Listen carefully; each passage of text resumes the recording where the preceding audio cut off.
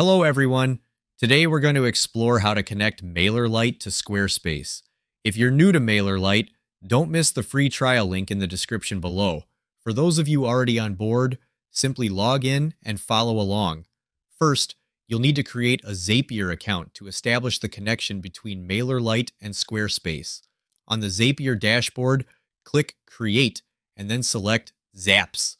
If you need any guidance, the Copilot is here to help.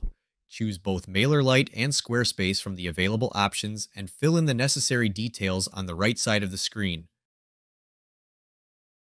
To link your MailerLite account, click Sign In and log into MailerLite.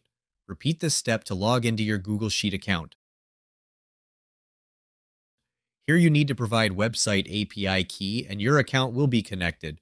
Then configure the settings and click on Publish and you're done. Hopefully this video will help you.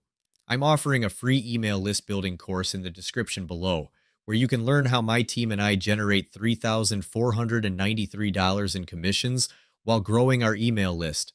The training is completely free right now, so don't miss your chance to check it out. Thanks for watching.